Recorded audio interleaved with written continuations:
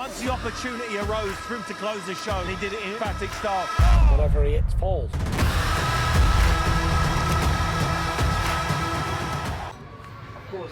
Oscar Bevis for IFL TV in association with MTK Global. Look at them Nashers, by the way. I knew it was coming. Look at them. I knew it was coming. And the new Nashers, mate. And That's the what new they are. Nashers. Right, Charlie, you just said to me you've been on a bit of a media blackout. Obviously, anyone who follows you on social media will know you've been on holiday in Turkey, taking a well-deserved break. What's the whole period been like since? When did you sort of get away to Turkey and just sort of post-fight? I thought Saturday went Monday, so I was away.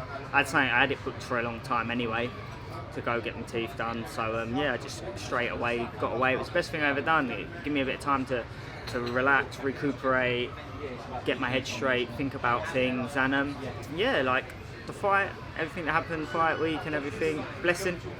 I still got my title, retained my title. I watched over the fight. First round was close. Always my first round's always a bit feeling someone out. First round was close. I believe I did win the round. Could have given it to him, but I believe I was 2 rounds up on the judges' scorecards anyway. Second round started getting my distance a bit more, and yeah, I won the second round. Third round started to again, I started getting his rhythm and range, but yeah, he caught me and he hurt me. My biggest mistake probably is not holding on. I froze a little bit because I felt a bit like uncomfortable. If I had held on, I was opening myself up to then allow him to catch me clean. So I kind of like tucked up and like tried to move away. I was getting caught, but my head was clear. I got buzzed and he caught me with downstairs with a body shot. And I thought, if I don't take one knee, the ref's going to wave me off. So my head was all there, I was all aware. So that's why I took the knee. I took the knee to recover and to get through that little kind of outburst of shots that come my way, that barrage of punches. And then the plan was to recover, to get up. I had 40 seconds left in the round to see the round through and then build up on it. It's a 12-round contest, it's not a 3-round fight. The plan was always he was going to be dangerous early on and we was going to drag him into deep water. It didn't happen. What happened happened. I took the knee, I think 4 or 5 seconds after. He just took the life out of me with that fucking body shot. But it is what it is. The main thing is justice got served and it was ruled a no contest. I even had the ref ring me 4 days after my fight and near enough crying down the phone to me, apologising, saying he should have disqualified it. The ref rang me off his own back and said that I'm so sorry about it, I should have disqualified him. And I was just like, do you know what, mate, there's no hard feelings there, it is what it is. The main thing is I've still got my title.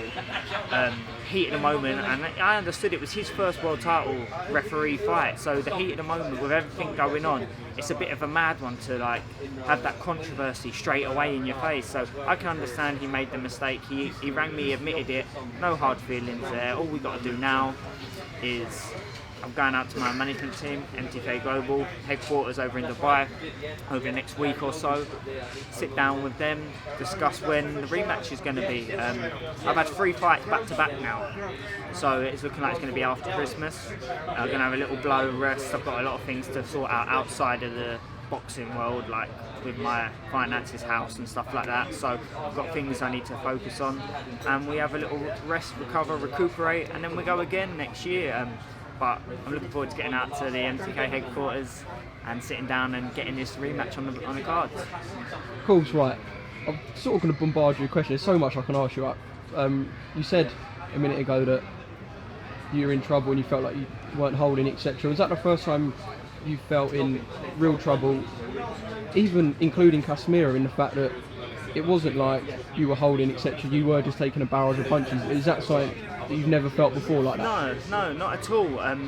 Because to me, like now, I'd even say like Casemiro actually hit harder. Like I got caught with clean up bang of Casemiro, but I did get buzzed, and then I took a step back, and he just come like a wild animal and come at me, swinging thing, and I did. I took a step back. And I just covered up trying to dodge punches.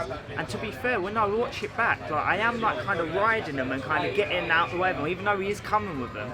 And that's when I thought, hang on, in my head I just thought, hang on, take the knee. Don't let your ego take over, because he was throwing a lot of punches and they were unanswered. I weren't throwing back because I obviously thought if I throw back in the Casemiro fight, when I threw back, I got knocked out. So I kind of rid him, tried to kind of regroup myself, and he weren't stopping. He kept coming and coming. So I thought, fucking hell, take a knee, recuperate, cut it out, and then we go again. And once I took the knee, I was always getting up. Took the knee, looked up. You relaxed, could see that. You could relaxed. see that. Yeah. I was composed. My eyes weren't all over the place. I was composed. Sat down, looked to my corner, started to suck up, and as soon as I took the first breath, about 4 seconds later, boom, and then that was it. That done me big time. But I can hold my hands up. I'm a man. I did get hurt. I did take a knee, but it was always, we knew he was dangerous. It's a 12-round hard-fought contest, but that shot that took me to the body, that ended me. I could feel it. If mate. you don't laugh, you'll cry, innit? I could feel it. After the fight, Sonny spoke to Umar and he said that he felt like you were saved a little bit. Do you think that's a fair comment? This is opinion. He weren't me in the ring. I knew I knew my head was still there. For me to think, get down on one knee, that shows I was there. If I was not on my feet, if my legs was all over the gap, I wouldn't have thought that, and I would have just dropped. So for me to take that one knee, it is what it is. He was coming on strong. So what do you do when someone's on top of you going on strong? You use your brain and you cut that momentum off. And that's what I was doing with the knee. There's only 40 seconds left of the round. Once you get through that round, you've got a minute blow. Then the whole fight's changed. So it's like, at the time, Sonny's heat at the moment, he's very emotionally attached to me when I'm in the ring. So his best interest is my health, my this, that and other. Yeah, so cool. he probably thought, fucking hell, and over panicked. So his opinion's fair, what he said, and there's like loads of other people's opinions out there that what they're saying is this, but who knows what would have happened after that when I got up? Who knows? And no one will ever know. But the right decision was made by Mauricio, which I'm so grateful and blessed for. I'm still WBC flyweight world champion, and like I said, I've had 3 back-to-back hard camps. That takes a lot out of you, making these lightweights all the time. So it's time for me to be able to relax, rest my body to the fullest, and then we go again. You said about the rematch. Sonny said he might want to fight him. Some people were talking about you moving up. There's so much going on. Sonny's going to say 100% rematch, yeah? Yeah. Yeah. Sonny's going to say that, do you know what I mean? He's got his brother's back, do you know what I mean? And at the end of the day, Sonny's not soft. He knows media attention. He knows how to play it, do you know what I mean? And it brings him a lot of exposure as well. What did you make of Martinez after the fight? Because Mate, everyone was booing him straight away, and he was obviously on his trainer's shoulders on the ropes, etc. To be honest, I didn't know what was going on in the ring, really. Like, it was all a bit of a blur. But after, when I watch it back and I see it, like, justice was served. The way they were kicking off, the way they think. There's me, knowing that I've got hitted on the floor, and I'm still being man enough to show good sportsmanship, to clap him, to put his hand up, and like, because that's the kind of guy I am. Me being negative towards someone is not going to do anything to me. At that time, I thought, it is what it is. Do you know what I mean? There's no point crying over spilt milk. There's more to life than that kind of shit. Do you know what I mean? I'm not going to cause hatred and like negative emotions onto myself. So I just thought whatever. And then when it turned around, it was like a blessing. It was a blessing in disguise, and you can see by my face the emotion. Like, it was like a movie.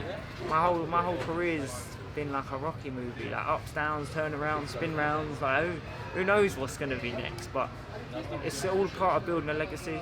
I'm on the right direction to building a legacy. Take each fight as it comes now, and I'm bringing a lot of noise to the lighter weight divisions, you know, and that's what I'm here to do. And I'm just thankful and blessed by all of the people in that arena that supported me, made loads of noise, because had they had not done that, had they not booed like that, maybe things wouldn't have got changed around the way they did. So the energy and the love that I got from the British fans in that arena that night, I can only say thank you to. And across social media on the outside, I'm just truly blessed with the support I get.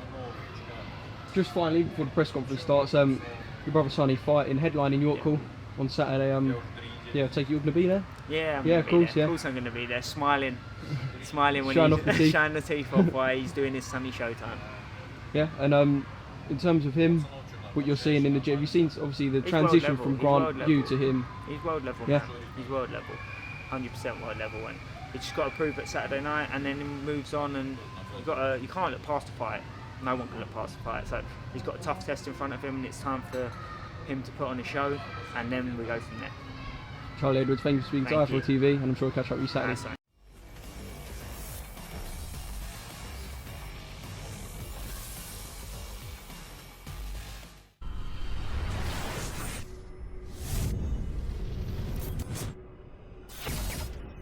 Once the opportunity arose for him to close the show, he did it in emphatic style.